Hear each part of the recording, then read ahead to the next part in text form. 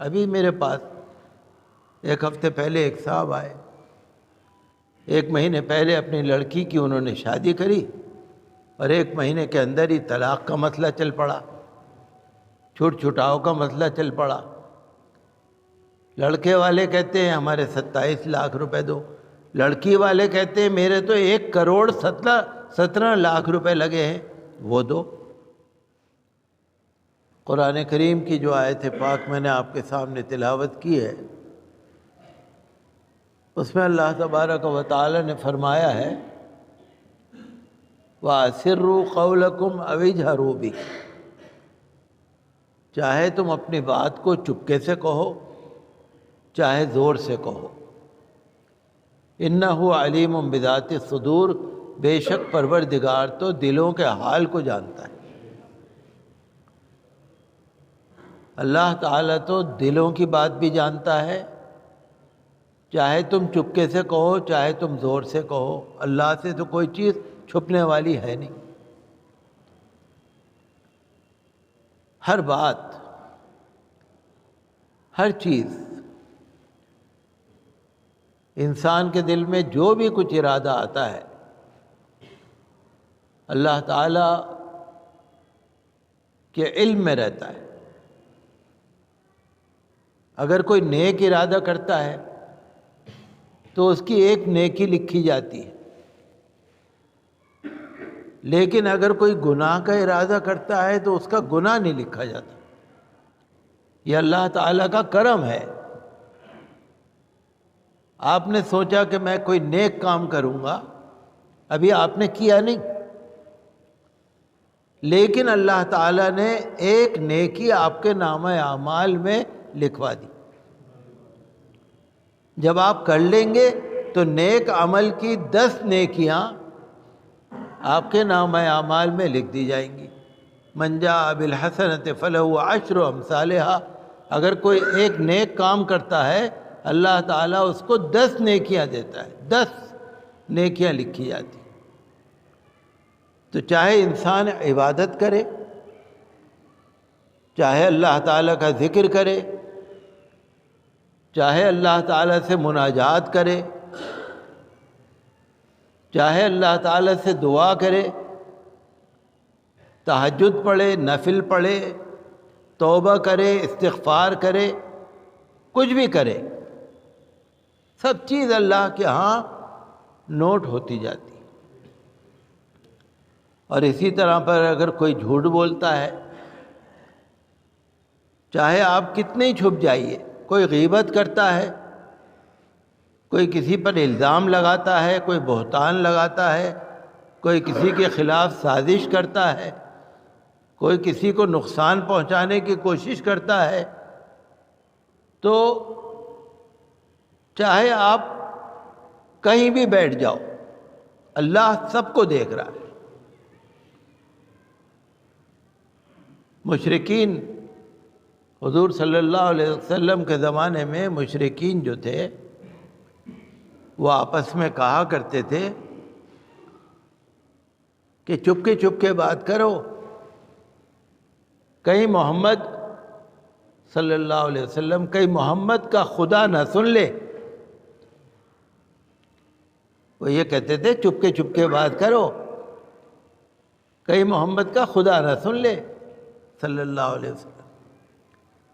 تو اللہ تعالیٰ نے فرمایا تم کتنے ہی چپ کے کر لو، اللہ تعالیٰ تو دلوں کے حال کو جانتا ہے۔ تو ہماری کوشش یہ ہونی چاہیے کہ ہر کام جو ہے نا وہ اللہ تعالیٰ کی رضا اور خوشی کے لیے ہونا چاہیے۔ انما الاعمال بالنیات، عمل کا دار و مدار نیت پہ ہے۔ آپ کسی کے ساتھ کوئی بھلائی کرتے ہیں، آپ کسی کو کچھ دیتے ہیں، آپ کسی کا کچھ بھی کام کرتے ہیں اور آپ کی نیت یہ ہے کہ میرے رشتہ دار خوش ہو جائیں گے، یہ آدمی خوش ہو جائے گا، اس کے گھر والے خوش ہو جائیں گے، میرا نام ہوگا، محلے میں بھی میرا نام ہوگا، سب لوگ مجھے اچھا کہیں گے، تو اس نیکی کا ثواب نہیں ملے گا۔ اور اگر آپ کی نیت یہ ہے کہ اللہ تعالیٰ راضی ہو جائے تو ثواب ملے. تو یہ ہمارے لیے ضروری ہے. آج کل جو آپ دیکھ رہے ہیں نا، مسلمانوں کے جو زیادہ تر عمل ہیں، لین دین ہے، ہدیہ ہے، تحفہ ہے، ایک دوسرے کا کام کرنا ہے، آج کل جو لوگ کرتے ہیں نا تو سب دنیا داری کے لحاظ سے کرتے ہیں. اور پھر اسراف بہت بڑھ گیا، فضول خرچی بہت بڑھ گئی. کسی کے ہاں کوئی تقریب ہوگی تو فضول خرچی بہت بڑھ گئی. کسی کے ہاں کوئی شادی ہو رہی ہوگی تو جہیز کا لین دین بہت بڑھ گیا. نکاح جو اللہ نے بہت آسان بنایا ہے، شادی نکاح بہت آسان بنایا ہے اللہ تعالیٰ نے، وہ بھی بڑا مشکل ہو گیا. پہلے سارے فنکشن گھروں میں ہو جاتے تھے، نکاح بھی، ولیمہ بھی، سب چیز گھروں میں ہو جاتے تھے. پھر وہ کارپوریشن والوں نے ہال بنوا دیے، پھر وہاں ہونے لگے. پھر کارپوریشن والوں نے اور بڑے پارک بنوا دیے، پھر وہاں ہونے لگے. پھر بڑے بڑے ہوٹلوں میں ہونے لگے، اب فارم ہاؤس میں ہونے لگے. بڑھتے ہی جا رہا ہے، بڑھتے ہی جا رہا ہے. ہمارے بچپن میں شادیاں ہوتی تھی. آپ جو یہاں بوڑھے بیٹھے ہیں ان کے بچپن میں بھی شادیاں تو ہوتی ہوں گی.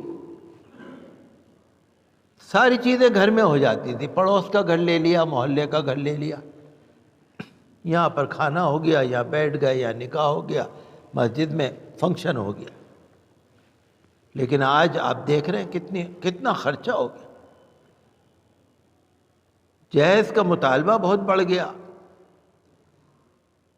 اور جہیز کو اتنا مشکل بنا دیا کہ لڑکی والا بیچارہ لڑکی کو بھی دیتا ہے اور لڑکی کے ساس سسر کو بھی دیتا ہے اور لڑکی کے نند اور دیوروں کو بھی دیتا ہے اور لڑکی کی چچا اور چچی، ماما ممانی اور خالہ خالو اور سب کو دیتا ہے. سب کو دینا پڑتا ہے. بہت زیادہ خرچے بڑھ گئے، لین دین بہت بڑھ گئے. تو یوں سمجھیے کہ آپ کے گناہ بڑھ گئے. یوں سمجھیے، یہ لین دین نہیں بڑھے، آپ کے گناہ بڑھ گئے. چونکہ آپ نے جو نکاح کا اسلامی شریعت نے جس کو آسان بنایا تھا نا، آپ نے مشکل بنا دیا.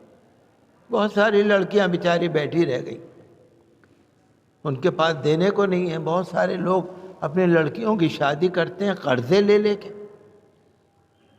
کچھ لوگ شادیاں کرتے ہیں اپنی لڑکیوں کی مکان بیچ کے. ابھی میرے پاس ایک ہفتے پہلے ایک صاحب آئے، 1 مہینے پہلے اپنی لڑکی کی انہوں نے شادی کری اور 1 مہینے کے اندر ہی طلاق کا مسئلہ چل پڑا، چھوٹ چھٹاؤ کا مسئلہ چل پڑا. لڑکے والے کہتے ہیں ہمارے 27 لاکھ روپے دو، لڑکی والے کہتے ہیں میرے تو 1,17 لاکھ روپے لگے ہیں، وہ دو. پوچھنے آئے تھے مسئلہ کہ جی ان کو ہمیں دینا پڑے گا نہیں دینا پڑے گا. 1,17 لاکھ روپے لڑکی کی شادی میں لگے ہیں. ابھی پوچھنے آئے تھے. تو چاہے ولیمہ ہو، چاہے نکاح ہو، چاہے جہیز کا لین دین ہو، اور چاہے کچھ بھی ہو، جتنا آپ چاہیں بڑھاتے جائیے. یوں سمجھیے کہ آپ کے گناہ بڑھ رہے ہیں. بڑھانے کی ضرورت ہے نیکیاں، اور بڑھ رہے ہیں گناہ. کیونکہ جب آپ بڑی بڑی دعوتیں کریں گے، آپ جا کے کبھی ڈسٹ بن میں دیکھیے، کوڑے دان میں، شادی ہال کے اندر کوڑے دان میں جا کے دیکھیے آپ، کتنی ساری روٹیاں اور چاول کوڑے دان میں پڑے ہوتے ہیں. انسان جو ہے نا وہ آپے سے بے آپے ہوا ہوا ہے. اللہ تعالیٰ تو دل کا حال جانتا ہے. قرآن شریف میں لکھا ہوا ہے کہ فضول خرچی نہ کرو، اسراف، فضول خرچی نہ کرو. آپ ٹھیک ہے دعوت کریے لوگوں کی، اتنا کریے کہ وہ کھا لیں، آپ ان کو کھلا دیں. رشتہ دار جو آپ کے، حضور صلی اللہ علیہ وسلم نے ولیمہ فرمایا، 8-10 آدمیوں نے کھا لیا، بات ختم ہو گئی. 15 آدمیوں نے کھا لیا، 20 آدمیوں نے کھا لیا، گھر والوں نے کھا لیا، بات ختم ہو گئی. تو اس کے لیے نا علماء کرام سے پوچھ لینا چاہیے کہ جو ہم کام کر رہے ہیں وہ شریعت کے دائرے میں ہے یا نہیں، ورنہ یہ گناہ ہی گناہ ہے۔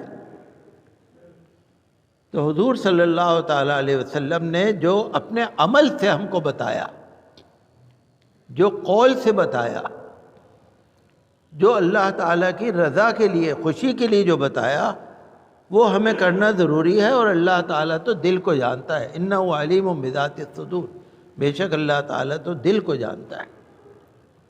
شریعت کے کاموں کو آسان سے آسان بنانے کی ضرورت ہے۔